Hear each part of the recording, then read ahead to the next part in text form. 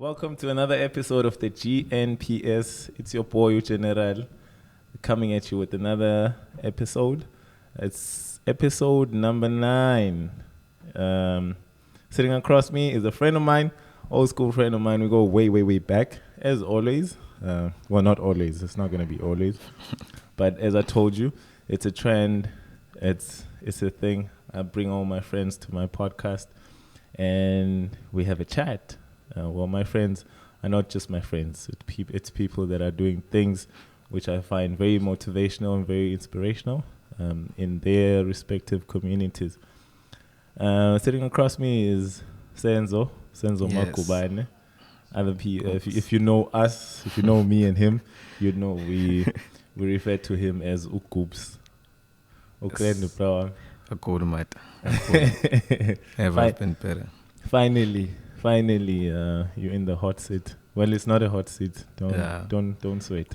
I don't feel any pressure anyway. Yeah. You can't feel you can't feel pressure when you're sitting in front of me.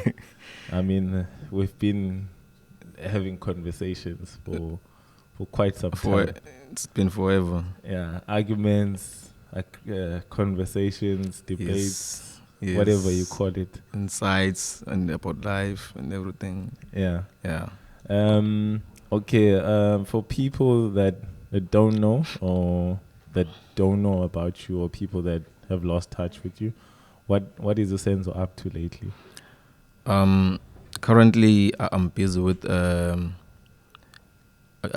what can I call it? Maybe I can call it a community program. Yeah. But we work under South African Football Association, the 5th tier of South African Football Association, the LFA. Yeah. They call it. They usually call it LFA. Yeah. So what we do is we run a league, domestic soccer league, comprised of mostly boys from the local community. Yeah. Mostly guys who are in school, who are still in school. So yeah, we run a league there. We also provide some certain programs. It's not just based on soccer players. Soccer, It is some other things related to soccer, like officiating, match officials, and football administration. The administration side of the football. The importance of it. Yes, we involve the whole community. Yeah. We involve the whole community. So it's not just about soccer. So basically, with this platform that you've created, you and your team, it's a platform that one can learn the ins and outs of football, how football is ran, how football is brought together, how it gets to a situation where you now have games that are going on. Yes.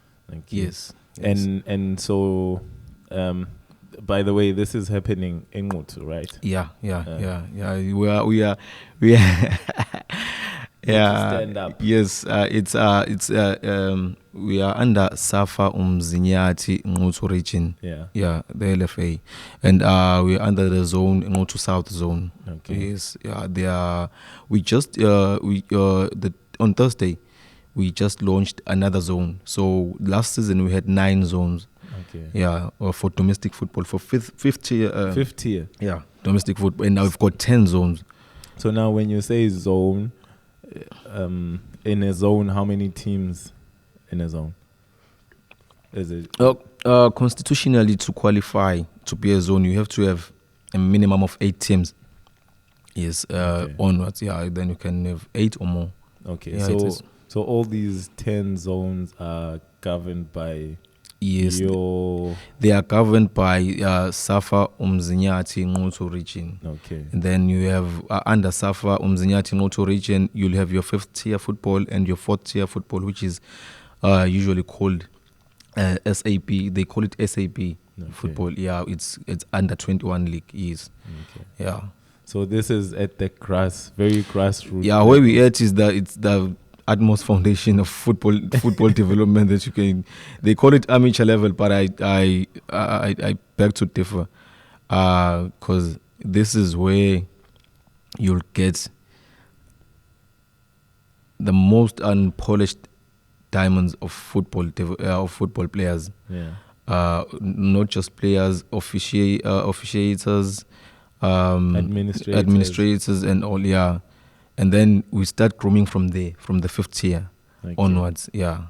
So so you say since it's under 21, and then also so now in terms of administration, so you also target guys that could be sitting at home and Yes, they're not doing anything. Yes, so. yes. Like where we are, it's like it's a chance for everyone to get himself or herself involved in football by any means that you would wish to. I like when you say himself or herself. Yes, we also we also have ladies. We also have ladies who are involved, who are administrators. Yeah. Okay. Actually, we do have football teams.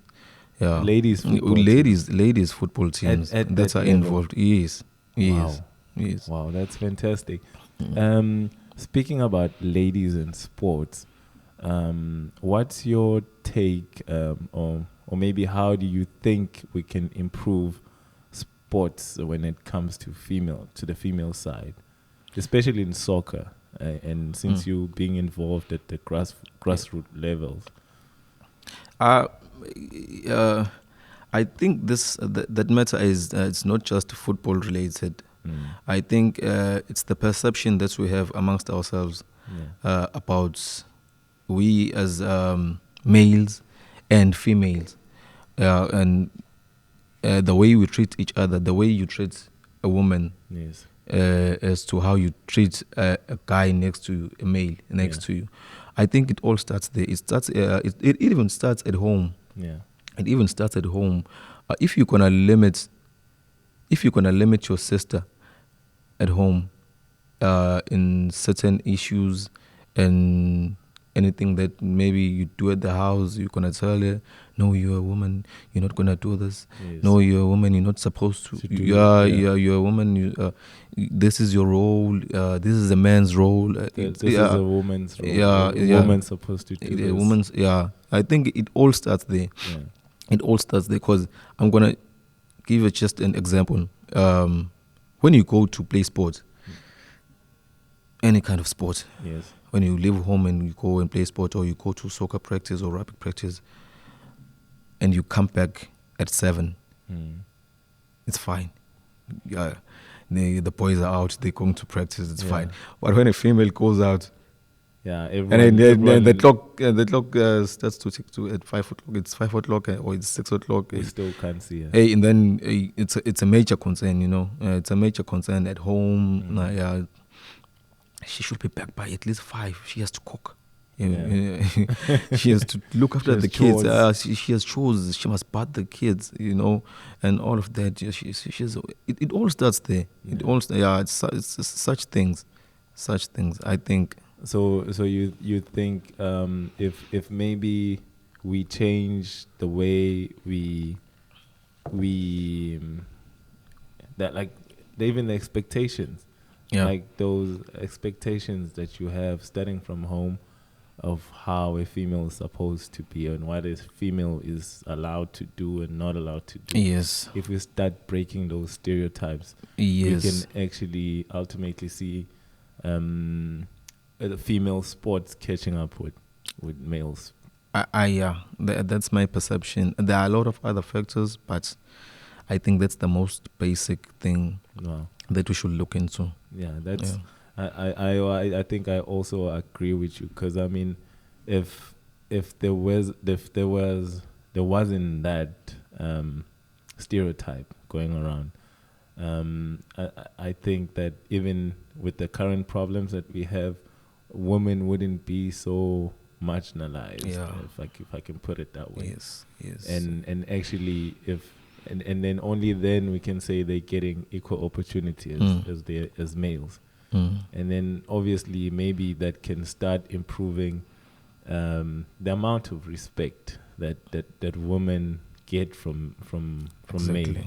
Because I mean, if you have women that could excel equally as men at something such as sports, that could go a long way in terms of bridging this gender gap that we're facing at the moment. Exactly. Look, at the moment, or just in the past future, we had the issue with Caster, our own local heroine. Yeah. Look, she's breaking records. She's and the things that she does, they are so magnificent in such a way that because only just that she's female, they're starting to believe that no, man, she's not even supposed to run with other females. Yeah, so she's just too good. Yeah. So we tend to make them feel inferior. It's like with the Caster issue, like what we're saying now is that women are already starting behind the line when it comes to sports. And yet when they excel to such a point where they're so consistent, like Caster was, they get, everyone is going to try and find a reason to bring them down. Yes. Just because they are that good. Yes. So also I feel like as much as we would like to help females catch up in terms of sports and have the same exposure, get paid more or less the same equal amount. Equal amount. Yeah. I mean, because we participate in the same sporting code, and if I'm good and you making 10 million a year, why shouldn't a female make 10 million that's equally as good as you? Or not even equal, but they also at the top of that sport. Exactly. And going back to this project that you guys have running back at home. Yes. How long has it been running? Officially, we started in the 2018-2019 season. But before that, we were under the wing of a zone called All Nations. All Nations, yeah. So that's where we did like more of practical work, but nothing formal. And then we saw that you know what, you can also do this thing. You can ourselves, because we had administrators who were running that zone and all of that. And along the lines, we could see that, you know what, we are fit enough to do this in such a way that the work or the administration and the planning and all the works that needed to be done, it happened that we were more like taking over. I'm not sure I'm using the right word. So that's when we realized, no, man, no, we can do this. We've got even enough players, enough teams, many people that look up to us to shape the football in that area. So then we decided that, man, the following season, we're doing it ourselves. We're doing it ourselves, and yes, we began the season 2018-2019. Officially, we were launched. We were launched officially. Yeah, we elected our own board. Yeah, and we were launched, and we just kickstart, and it went on, and since this is is this a non-profit organization or? It's a non-profit organization. So you guys are not pure heart. you guys are not making any money. No, it's not purely out of passion. It's purely out of passion, yeah. And love for the game. And love for the game, football development, learning, and observing what needs to be done. Growing. You just learn more. The more you go, the more you get better. The more you are shaped, the more you understand than just looking from outside. It's something that's me and you used to talk about. I asked you, we used to talk, and you said, what's the point of training someone when you're going to just stand there with your six-pack and just tell them, go, push. Yeah. Do more. Just barking orders. Just barking orders, and it's so easy. It's so easy. We once got into into a stage where we got problems, and the problems were never ending because we were playing informal football. Okay. Yeah, we call them ETA. Yeah, of which there still is. Like these They are, small knockout tournaments. yeah, and like we didn't. We always, all of us, we all thought that we know the game. Yeah. You know, we all thought we know the game. You know, just by playing informally and watching TV, and because this thing had been going on for years, you think being a support, and being a support, and one guy will just come and say, about it. "Hey, we've been here for a long time. We started playing these games since." And one guy will just come and, "Hey, I've been watching these games ever since. I've never seen this. You should do this." And there was nothing concrete. There was nothing formal as to refer. But why do you say that? Give me direction. And then that was just it. You got nothing in return. But the only consequence was we ended having fights, like physical fights, like chasing the ref out of the game. I'm telling you, chase the ref out of the game, and then that was just it. You know, and no one's accountable for that. When you're speaking about that, I mean, people don't know this, but like, you know, in rural areas, yeah, this is common. Like, you know, to after the game, if the ref didn't have a good game, surely you're gonna chase him home. Yeah, he's gonna go for a home run because no one likes losing. Yeah. I mean, it's like, yo, it's our man, it's Fagima, it's Fagima, 800 rand, such things. So the will to win, it's like betting. Yeah. It's not. It was more of like, we are here. The joining fees is 500 rand or 800 rand. Yeah. So the will to win is higher than the will to develop a player, a young boy. Yeah. You see. Like no one cares about development. Nah. We're just here to play, and we want. If what's at stake, maybe let's say the first place, maybe when we've collected all the joining fees, or you get that, maybe depending on the teams that have joined, maybe it's 10,000, 15,000, sometimes even 20,000 for the winner. Yeah. So everyone wants that. Yeah. That's the focal point. We want that 20,000. We have to do it. And what do they do? Let's say now a team like that, with that mentality, they win that money. What's most likely going to happen to that money? No, you go and celebrate. So everything goes. You go and celebrate. Nothing for the next tournament. Nothing to improve the team. You go and celebrate just for that day. You cry. You do all of that, and that's just it. It's history, and it's gone. So you don't even have records that on the year 2018, a certain team B, team A won a tournament and this and that. No. Wow. It's just verbal. I've just come and tell you next year, hey, we won that tournament.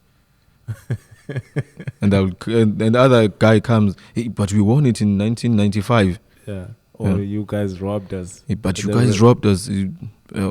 So, like nothing is final. But now you guys have brought in structure and.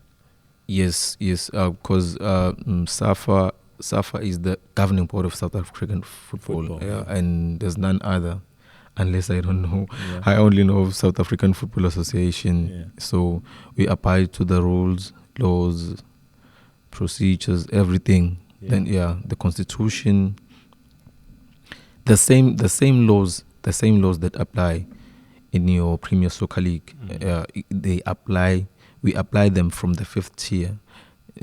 There's no you're gonna just twist there and there. No, straight rules. Yeah, straight rules. So if a player were to join, like start playing at your league or in your division, yes, the rules that they were using at that level is, if they were to make it to all the way to the PSL, that's the same rules. Same rules. And when you get to pro level, by that time, you'll be a polished diamond.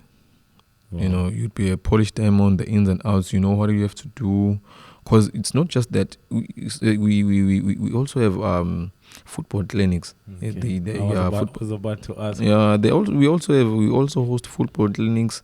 Even for match officials, there are clinics for that. You train, and you get certain patches or levels. Level 1, I think for match officials, it's from level 1 to 5. If I'm not mistaken. So then, but with that, you get rid of this commotion at the end of the game. Yes. The ref didn't even know what they're doing. Yeah, because sometimes he thinks he's doing the right thing, because that's what his older brother told him 10 years ago. And the older brother still has the same concept. He doesn't even know what's going on in the game. He doesn't know who's going to teach him. He doesn't know. But then we always say, hey, but this tournament has been going on. And we are talking about tournaments. And tournaments are good, but you need something that will be structured, that will be ongoing. Like, that's why we have a league, something that will be ongoing. For you learn, because you know what? When you play a tournament, or what you call it, it's like you're gonna play in December and Good Friday. And then that's it. That's it. That's like twice during the year. Yeah, you don't have enough time to develop. Even a good team gets knocked out in the first round, because we're playing knockout games, not even group stages. If you get knocked out in the first game, that's it. Boom, you're out. Sorry, bro. Next year, better luck next year. It's tough. The whole team lost, but you could see that the players with potential. Yes. Yeah, they need some grooming.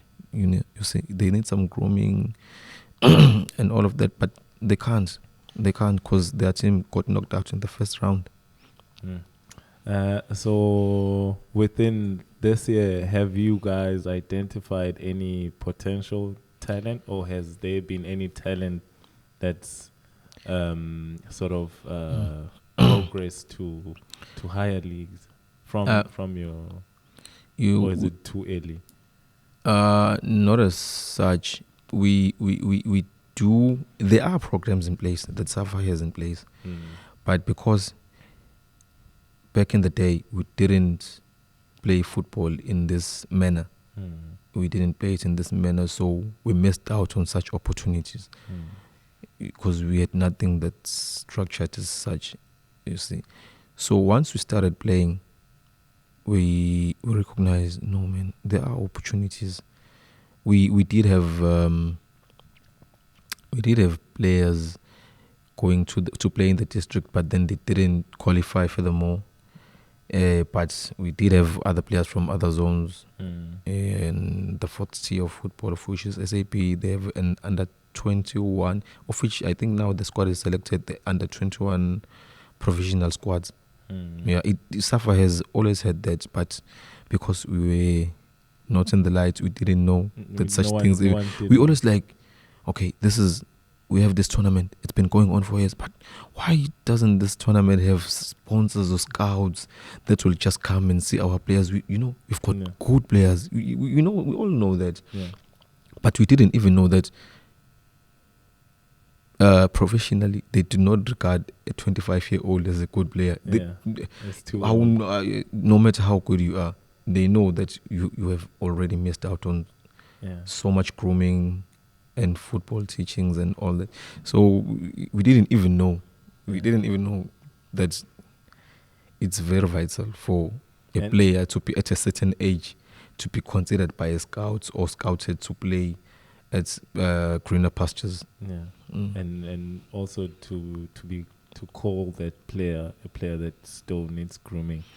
Yes. And speaking of age, like it's true. Like once you're 25, because once you're 25, that's when you're scientifically we consider you consider your brain to be fully developed. Yes.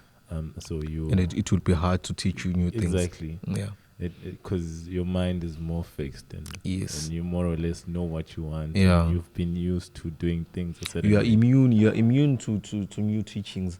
Yeah. Yes. So that's the thing. We didn't even know. You just see a player.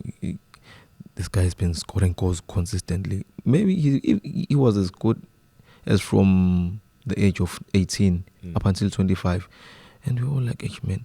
But the opportunity, you get that he missed the opportunity once at the age of 18 and 19, and at the 50th year which we are in, we are more focused on players who are still in school. Yeah, because when you are still in school, you have a system, you have that sense of discipline or systems that are already in place for you. So the job is much easier for us, because with that, you wake up, you go to school, come back from school, maybe if you have homework, you do that, and you have training maybe for an hour and a half, and that you go back, sort out your school issues and so forth. Maybe you play once a weekend, on a Sunday you rest. So you are more like in place. So it's much easier for us, other than a player who's out of school, who's now concerned with social issues. Am I going to get a job? What should I do? Should I go to Joburg, look for a job? Should I come to Durban and look and try something? So you end up losing yourself in the process, because you feel like more alone, and then you do not focus on what we want you to be focused on. Since you mentioned that you mainly focus on boys that are at school and girls that are still in school. Yes. How's the support of the parents within the community as far when it comes to that? And if there is any, obviously I would like to know how much of a role does that play, and how much good does it do or bad? If not, you can just point out that, what role parental support could it play? What's the role that it could fill? What it can do for a player, and what it can do for the project that you guys are running going forward? Because this is not just for now; it's for the future. It's gonna take time. What I can say is, we're still trying to eradicate the thing that football is just something to pass time with. We're trying to eradicate that. The support from the parents, it's not where we want it to be. They do. It's just the support that maybe if they playing, maybe it's a home ground advantage, then you'll just see supporters coming out to support. It's just such things. But beyond that, no. But we are trying to engage with parents. We are trying to engage with parents, more especially because these are young boys who go to school, and so whenever we go to play a game, or sometimes when it's time for tournaments, we do try to explain to them, no, we're going to take them now, we are going to play, and if we arrive maybe at sundown or sunset, you please just understand that they are with us, they are our responsibility. We're going to take them and we're going to bring them back home. I think we generalize that maybe sports.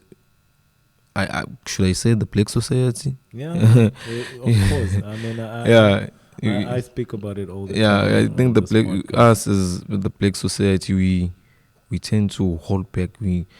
If you leave home and you say you're gonna play football, or you say, you know what, mom, you know what, dad, I wanna play football. This is me. This is my life. I just wanna go play the game. This is my future. I'm passionate. I wanna be the next. I feel happy when I do this. This is it for me. And I'm good at it. Yeah. They're gonna tell you, hey, are you crazy? Are you crazy? You must go to school. Not that I'm against going to school, and school is good. You can do sports in school. Yeah, you're trying to emphasize that. You're trying to emphasize that you can do both. Yeah, so we just need them to see that this is a career. You can make a living out of this. Yeah. Not that maybe just that, but it can shape you as a person. Bring discipline. Personal growth. You can get so much personal growth. Because we socialize, we talk, we become brothers through sports. We become parents. It's life. It's life on its own. Yeah, so we're trying to make them see. We're trying to make them understand that through sports they can make a living. It's something that's maybe he may even, or he or she may leave a legacy for his or her kids to live on. Which brings me to another point. Like, especially like if we look at females in this country, like how we were talking about how females get barred to do certain things because of being females. Yeah. I look at a player like Refilwe Jane, who just recently joined AC Milan. AC Milan. Yes. I mean, big ups to her. Big ups to her, bro. Yeah. And that's huge. She's going to be playing Champions League football to start off with, and she's in Italy. And not only that, but she's moving from a successful league, which was in the United States. Yes. And that's one of the national team. As the world champions. Yes. And now he's moving to Europe, which is an even bigger platform. Yes. Such opportunities. I mean, if you look at our country, the way things are at the moment, obviously with the job situation and all these kind of things. And also, I just feel like because of our family backgrounds or the way things are in our community, we tend to limit ourselves. And that's why there's so little opportunities for us, because we confined ourselves to just certain things. And we disregard other things. This is just what I'm supposed to do. This is it. Yeah. We have you and I, we know a lot of people, even you and I, both of us, we are heavily passionate about sports. Yeah. And not that we have any regrets with the way our lives have turned out, but yes, there's another alternative that our lives could have taken had we had support. Now, you take this and you put it in a situation where there's a young boy and this could be their only opportunity, because this is the only thing that they're good at. Yes. But obviously at home they're saying no, and little do they know that they're killing that boy or that girl. Yes. Because maybe he could be or she could be the next Refilwe Jane, when she finds herself playing for one of the top teams in the whole world. Globally, yes. And all that just through lack of information. I call it lack of information. Information is everything. So that's why we have such podcast where someone like you, I mean, you at grassroots levels. Yeah. You're not high up there. So you basically giving out information on how to get in the game, or how we can create opportunities. Yes. I mean, you do, like you said, you're doing this out of pure love. Yeah. No one owes you anything. No one pays you. You don't expect anyone to pay you. None. Unless if they want to. Yes. I'm not trying to cut. They always welcome on that one. and it's there. And so that not only that, that's good for people around you, but it's also good for onlookers. Because I mean, there's so many communities out there, like rural communities, especially. There's someone with probably the same passion as you for football. Yes. And here's information that how to go about developing a soccer league, a professional soccer league around your area. Yes. And obviously someone like you is available to share such information All the time. And going back to the issue of money, would I be wrong if I said you guys probably would need some funding for the project, or some funding would make a huge difference? Definitely. Just to fund the project, you can even, if maybe, let's say, because these boys, these are school going kids, so they wouldn't afford a pair of boots. Yeah.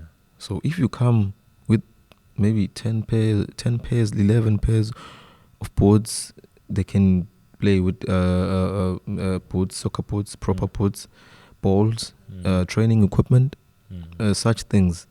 So it's not money as per se. It's not money as per se, because that's where the problem starts. And there's, they're using this platform so they can gain something. They have they say they can have some gains. No, it's not that. It's not that. The things that will help us to be at a much better level, at a better level, because now you will have that. At grassroots level, it's like it's okay for a team to train with one ball, because it's grassroots level. It's okay. They'll only once they go to professional football, maybe in the PSL, 5 then okay, balls. Then we can it's understandable now. But no, we need all the facilities. The more we have that, the sooner we have finer products. The sooner, because honestly, at the age of 17, 18. Look at our country. We are left. We are behind. Even look at North Africa. Look at West Africa. They're producing players left, right, and center, and at a younger age, and they're blossoming in Europe. And they dominate. And then they're dominating in such a way that the European countries, they want to give them citizenships. Look like France, yes, with Guinea-Bissau. Yeah, you see, and he's from Guinea-Bissau, but then Spain they spotted a talent in him, and they want to give him a citizenship, just like that. And a 16-year-old, 16 years of age, and he's gone forever. And he's gone forever. Lost to Africa. Like the likes of Zidane. The list is countless. Look, man, Africa is blessed with talent. We are just as much as we are blessed with our minerals. Same with our talent that we have. So it's heartbreaking. It's heartbreaking because we are so, in terms of development, we are so late. And what makes such issues is that we are turning a blind eye on grassroots football. We really, in any sports, we are turning a blind eye. Because it's paid. You just ask if should we get funding or should we get sponsorship. We need it, and we need it in numbers, in abundance. We need it. We need the proper facilities. Can we challenge local businesses? Yes. If we say no to and you own a business, doesn't matter how big or small. Yes. Besicela siyacela ngokukhulu ukuyithoba ukuthi abantu baseke inquthu. It's we are Safa Umzinyathi Nquthu region, and Tina we are under Nquthu South Zone, under that umbrella. Nquthu South Zone. So we'd appreciate some sponsorship. Yes, they can get in touch nami. Nanoma belupho xhaso likhona. We ayikho into encane. And not only business people, you could be an individual who just has a caring heart. Yes. Even a pair of boots. Even a pair of boots, we welcome that. It will make such a big difference to a young man. Yeah. One pair. Big difference. We do. Because this is not just for one individual. It's for everyone. Yeah. You never know. Maybe you have a family member who could come out of the same system or benefit from the same system. Exactly. So it's actually an opportunity for everyone. A pair of boots can change someone's life. It can change someone's lives drastically. So I know the answer to this. Tell me, where does your passion? Tell them where does your passion for football comes from? I mean, you're so passionate that you've dedicated your life to it, and you devoted yourself to be a servant of the beautiful game, and actually creating opportunities that you and your peers never had in your community growing up. I would just start from the very, very beginning. Yeah. Maybe even some people don't know. Those who are close to me, maybe they don't know this. But when I was young, my dad, Ubaba, worked at ISCO, which is Asala Metal now. Yeah. So every time he came back from work, when he came back home, every morning, because he used to come late, maybe after his shift, catch a late taxi back home, and then I would only get the opportunity to see him early in the morning. Yeah, and I would just go to his bedroom and chill next to him. And the only thing he told me, he will tell stories about football. Yeah. He will create a scene that you could see the image of what he was talking about. Yeah. And the way he narrated his stories, you could almost touch. It seemed tangible. It's as if you were there inside the stadium or whichever place they were situated in. And he told stories about the late Eric Scarasono, the generation of the Sonos, the generation of the Mtaungs, how Kaizer Chiefs were formed, how Orlando Pirates was formed, how Moroka Salos was such a big team back then. Yeah. You talk about, even there were teams called, even to this day, I can't even forget that there was a team called Pimville United Brothers. Yeah. And the images, when he told you the story, you could just sense that. And it was out of passion. You could just tell how Chumosono arrived at a game on the same day that he was supposed to be at his wedding. Yeah. So immediately after he tied the knot, he drove back to Orlando Stadium. I'm not sure if it was Orlando Stadium or what. And he got into game, got into gear, and he was introduced. And his introduction made a difference. It's like a movie. Yeah, it's like a movie. So I fell in love with that, and I actually, as time went on, I was the one who approached him and asked questions. They tell me, so this and that, what, and who paid them? He told me, no, they just played out of love, and the stadiums were packed to the rafters. And you could just see, wow, and it was like the only thing that was happening back then in South Africa. You see, and that's how I fell in love with the game. And I started following footballers from then. And the rest is history. And I've been breathing football ever since. It has been my life. You know, at school, whenever you wanted maybe a copy of Sokalatum or Kickoff magazine, every Monday or Wednesday, hey, and I was like, early in the morning, I would have maybe 5 to 10 guys coming to me. If it's not you, it's back or Yafik and I. Hey, Kupsi, kick off. And I was Naleo kick off. I wouldn't even read it because man, you guys have it. So everyone wants to. Yeah, they knew Gutsi. I was the one who bring the publication, the soccer publications at school. Yeah, as far as I can remember. Like, when you're into something and you meet people that share the same passion, or even share their passion is way deeper than yours. That was the case with me and you. I've always made friends through football or through sports. Yes. Mainly it was football because this is what I knew growing up. So if maybe somebody else shared the same passion for football as I did, so we got along very, very, very well. Because in the conversations, the way we would tell stories or how we experience football, how we experience certain matches. Yes. It's not the same conversation as anyone would have.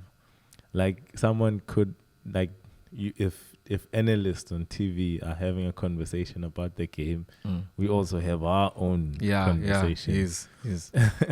of how we analyzing the game. Yes. Or maybe by the time they spoke, we've already analyzed the game, and they could just walk on our footsteps and like, you everything, the tactical substitutions already you see. Okay, why? Because of this and that. Yes.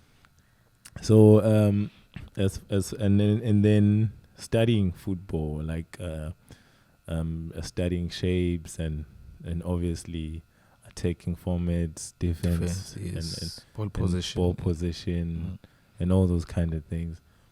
When did that start for you, and just paying attention to the whole schematics or science of it? The science of it. Yeah, I think it's the little things, like when you're watching TV. You're watching TV.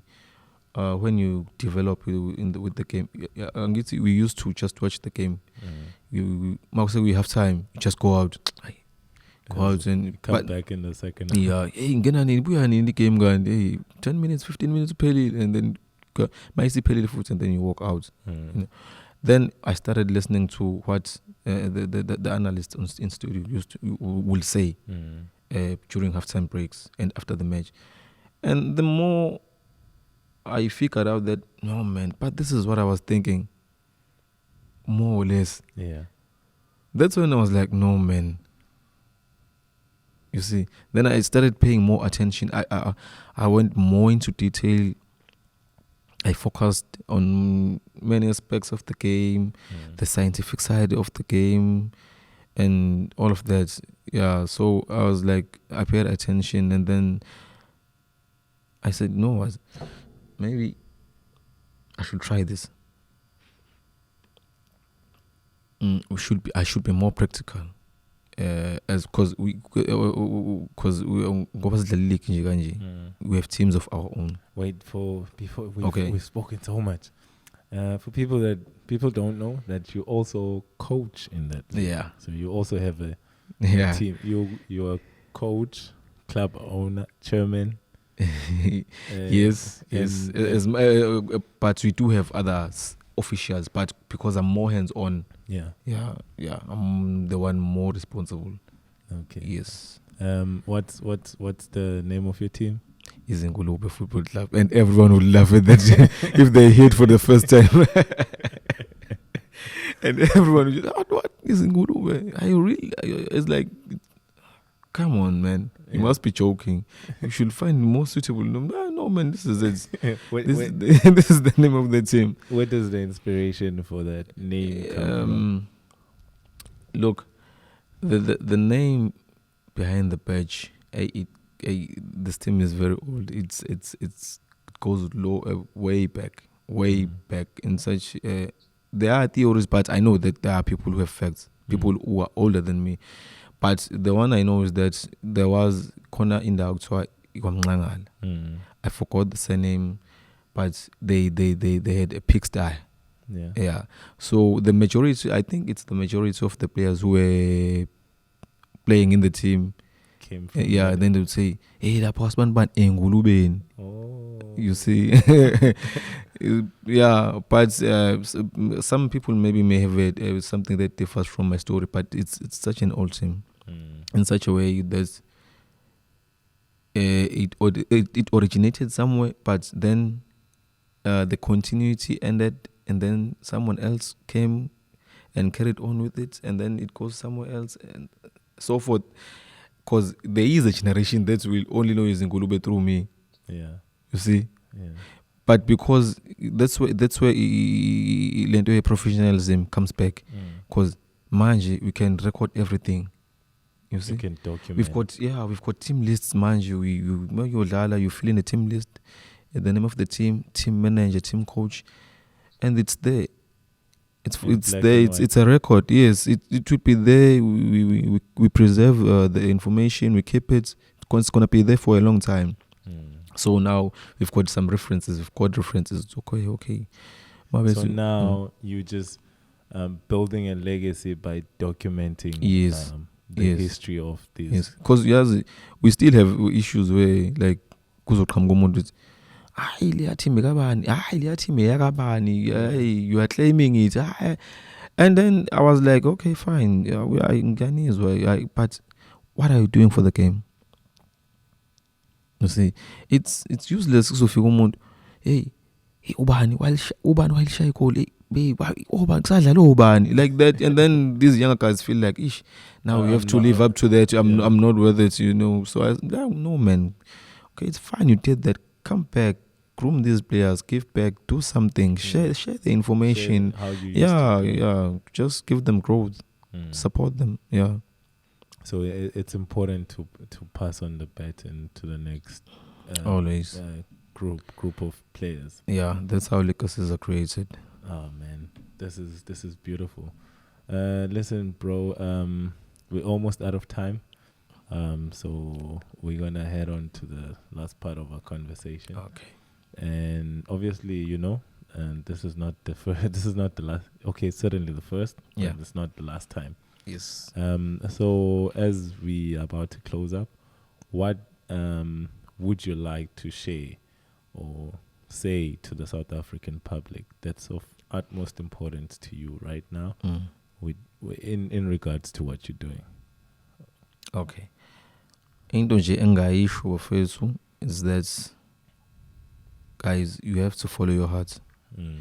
You know, if you do something good and you're doing out of passion, you're passionate about it, do it. Let's not chase. Sometimes we misinterpret the word dreams because we think that we grew up knowing that dreams if I make $1 million, that's my dream. Chase your dream. Don't be scared. Just do it. Chase your dream. Do what you love. Everything will fall into place. And as for our senior citizens, people who've been there, let's not as perfect as we've tried. Sibonile, if amateur M7s, I drop and whatnot. And in terms of sports, sports, angeke isport sizodinga umuntu ozodlala. Ngeke uthathe robot liyodlala ibhola. Kusazodingeka umuntu forever. So the fourth industrial revolution ngeke effect ingaba khona lapha nalapha, but umuntu nje still is a human element, idinga heart. Yebo. So okay, besides that, bafethu into oyithandayo ngokwenhliziyo. Thina abazali asidedeleni ingane. If it's good 800 leyo nto, asibadedeleni bafethu bayenze leyo nto. Let's do it. Asisupportaneni bafethu. Yabona uya njengamanje sinenkinga yabantu abasafarisha from depression. Umuntu ebe depressed ukuthi, but I went with Umusa esikoleni. Umusa now owns a house and two cars. Mean that I can't do nothing. Instead of uzama ukuthi angenze lokho, ake ngizama ukuthi abanye beze bedlala amabhanoyi la kuthiwa diesel ibhanoyi. I won't even mention names ukuthi imaphi amabhanoyi because we are chasing money in the moon. Chasing our dreams bafethu. Mase chase our dreams and we fight akulula. You have to sweat. Ezinye zezinto, they will just fall into place. It's happiness that counts. Yeah. As sebenzeni is pushing amaphupho okunye kuzoza ngemuva. I think that's just it. And everything after that, it becomes simple. And And not only that, when you're talking about elder people in the community, welcoming change and supporting, I feel like that's very crucial, because obviously as the younger generation, it would be nice when you see older people endorsing something that you are doing, Yes. even though they might have failed at it. Yes, exactly. Especially Yes. if they failed at it, Yes. because that's very valuable information Yeah, that you're bringing, because then you can now share that, no, I did it this way and it didn't work out. Yes. So don't do it this way. Try something different. So we already know from the word go that don't do this because so and so has done it. Yeah. And I cannot stress it that with sport, as the black community, we stand a great chance of gaining out of it. Cool. Especially now, not only in the sense of finance, but in the sense of psychological issues and other societal issues that we might be having. Exactly. Especially in the youth, because nowadays kids, the only thing they get exposed to is phones, and on those phones you can't control what they do, so what they're exposed to, so you don't And know. that phone will control you instead. Yeah. They'll end up trying to be what's on the phone, Yeah. instead of being themselves. Yes. And obviously through sports, because you get to express yourself more and you get to be yourself more. Yes. And I've seen this. I see this on a daily basis, with people that hang around me. Utani plays hockey amongst everything that he does. Yeah. And he still finds time for that. Yes. Purely because it's out of passion, and there's so much that he gains out of that. He doesn't only play hockey, he also coaches hockey. Yeah. And there's That's so nice. many lessons that he gains on a daily basis out of that.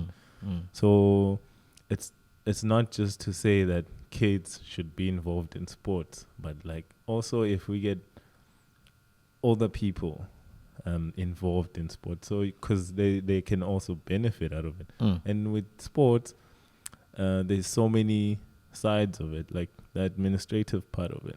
Exactly. That's needed. Yes. That's an opportunity one could exploit. Yes. Because all we know about sport is that you have to be a player. Yeah. Yeah. So it's not just only that. So Yeah. even if you're a player, so to parents at home, if your child is involved in some sport, don't limit them and say, no, there's no career out of that, because you don't know. Just by them playing and taking part in the sport, they could one day have a dream to initiate a whole professional league in their local community. Yes. That's going to help out other people, other kids develop. Yes. You know? And I just want to add this. I urge all those guys who have played the game and they feel like we didn't make it to the PSL or whatever. So, Ebola, no. Guys, please come back. Plow back what you know. The opportunities are still there. We still need you. Through you, we can make a big difference. There's coaching avenues. There's coaching, the match officials, the administrators. There's so much that you can get out of sports. Yeah. Yes. And that's the way the game is going to improve, especially around this area. If Yes. you get more people that have participated in it. That have been the years. Yes, and they understand it. So everything becomes much easier. You just need more information. Exactly. Wow. It's been great, bro. I wish we could do this. More, it's the first time we have this. Well, we do have serious conversations, Yes. but yeah, this has been too serious. Yeah. By our standards. Yeah. Thanks for coming, bro. You can subscribe on YouTube, download. We'd appreciate some comments. If there's anything that you like about this podcast, just holler at us. And just a small request, we'd appreciate some sponsorship with some memory cards. I don't know, we have an issue with memory cards. So it's tough every now and again. We love doing this podcast, But here and there we run into issues like memory cards crash, they get corrupted, and it's quite expensive. So if there's any kind people out there, feel free to drop me a DM on my Instagram at @generalgeniela_, or you can speak to @tinyfilms @tinyfilms_ or dot. What is it, tiny? Underscore. tinyfilms_. It's been real. Thanks for tuning in. Catch us next time. Ciao. Handshake. Handshake.